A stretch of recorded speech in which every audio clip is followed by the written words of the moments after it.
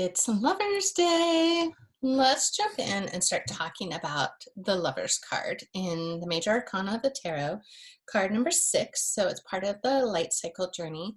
It's just past that challenge point when we talk about the wheel with 10 being at the top and 5 being at the bottom, just gotten past that challenging point. And when you look at the light cycle of the Major Arcana, that challenge point, the card number 5, is held by the Hierophant, which you can watch another video about.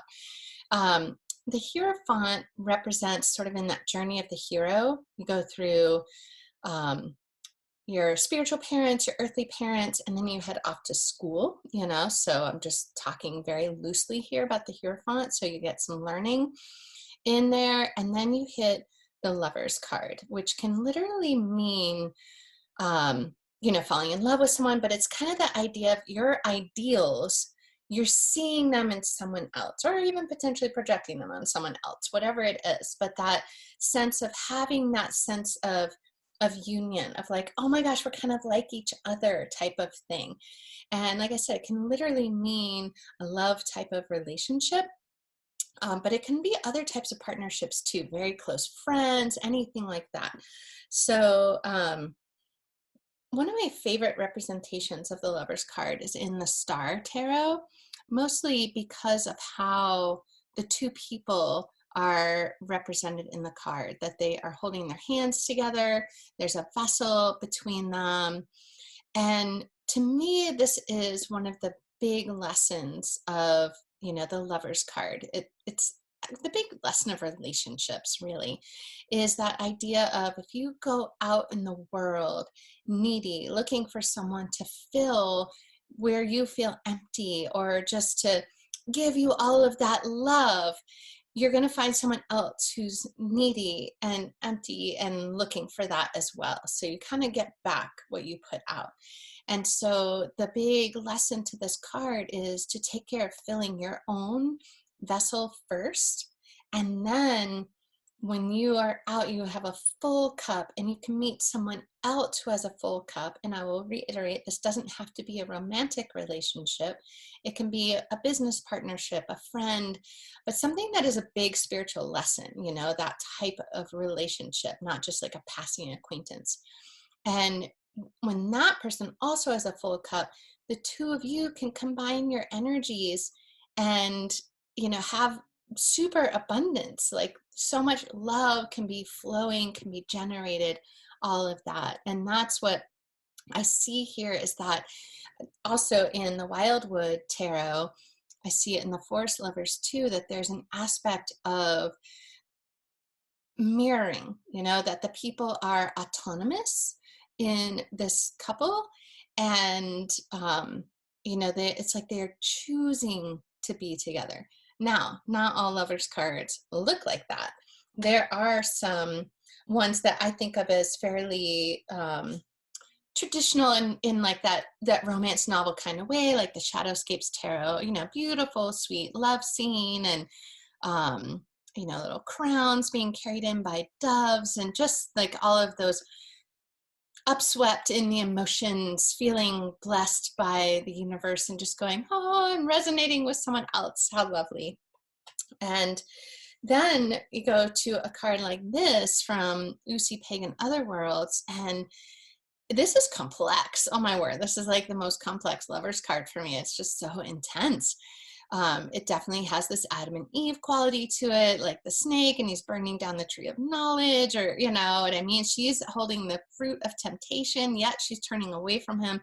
So this Lover's card is one that makes me uncomfortable. And as I mention in most of my videos, is you want to make sure that you don't just like memorize what you think a card is about. It's very important when doing intuitive tarot reading, not only to tap into, of course, what comes up when, you're reading and what messages want to come forth, but to also tune into symbols and what you're seeing on this card. So this, to me, a lot of times doesn't feel like getting things mirrored back. Like there's some sneaky, bizarre things going on both their parts, and they're not facing towards each other. So this is a very intense, kind of different type of interpretation of a Lover's card. So Always tune into what your deck is telling you and the messages that are coming forth for you, not just in the card, but also as it relates to the question, because the Lover's card can come up when you're not asking about a relationship or a romantic path or something like that. Like I said, it can come up about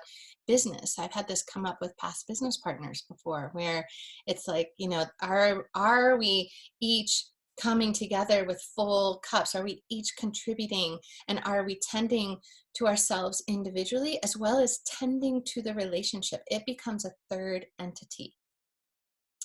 And then just to show you one more interpretation, I love this portrayal of the Lovers from the Mary L. Tarot. And, in this one, not only do we have this amazing interracial, looks like, age difference type of relationship, but that sense of a more dominant woman, more dominant feminine. So, obviously I'm showing all Lovers cards that show heterosexual connection, and please don't be offended by that. It just happens to be the way it's represented in my decks that I have on hand.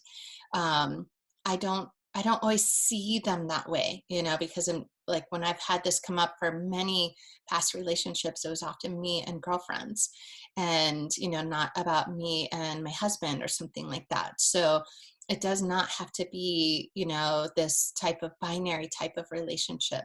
But I do see this aspect of masculine and feminine energies, and a lot of relationships, not all, but they need that type of tension. So just whatever that tension, that little spark is for you, it's often represented by polar opposites. And so I think that's why a lot of the Lovers cards do that sort of representation, because some of these decks I have are very modern in their take of many other cards, and they're just trying to capture that sense of, you need a little polarizing tension, that if two sames are always getting mirrored back, where is that special spark that makes it feel more like, this isn't called like the Friends card. As I said, it can relate to other relationships, but there's got to be that spark of love.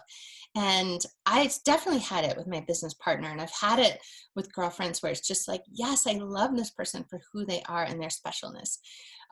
But just to get back to mentioning about this card, where it's like this stronger feminine supporting the masculine. So there can be different types of messages that come up when the Lovers card appears, just depending on what is depicted on yours. So that is my main takeaway of the Lovers is, so many people get really excited, like, oh my God, that means I'm going to get this relationship. And it's like, I just always take this message of, are you tending to yourself? Are you loving yourself? Are you feeling complete? Because however you're feeling about yourself, that's what's going to get mirrored back out in the world. And if you're not excited about how people are mirroring back your energy, or you're like, why doesn't that person like me, or anything like that, it's just like, do you like you? Are you doing the things that you need to do to be liked by yourself? And take care of that resonance, because then you will have that vibration out in the world, and that's what will get mirrored back.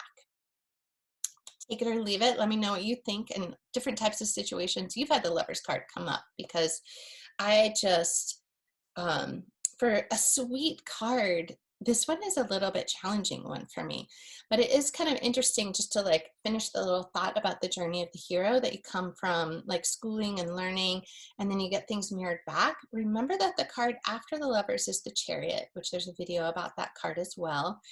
And that is that point of personal power, like really willing to step out on your own. So the Lovers I see is, there is something about that idea of resonance, with other people, that sense of attraction, feeling like, oh, we're together, we're a unit, whether it's a group of friends or just another person is more of a couple. And the Chariot is much more that personal power. I'm going to go out and see what impact I can have out in the world on my own. So the Lovers gets you to kind of evaluate your relationships, and are they feeling healthy? Are they nurturing your soul? Are they lifting you up? Or are they draining you? Like all of these cards have light and shadow dynamics, no matter which part of the cycle they're in. So this is a light cycle card, but it can still have shadowy dynamics. So that's something you kind of have to tune into a bit. There's no, like quick response on this is how you know something's shadowy. You got to tune in to your soul self and, figure that out. So that is the journey of the lovers for the moment. I am Kat with Taming the Tangle and hope to see you in future episodes. And if you're interested in other type of content outside of tarot, follow me over on Instagram at taming_the_tangle and check out my blog over at tamingthetangle.com. Have a great day.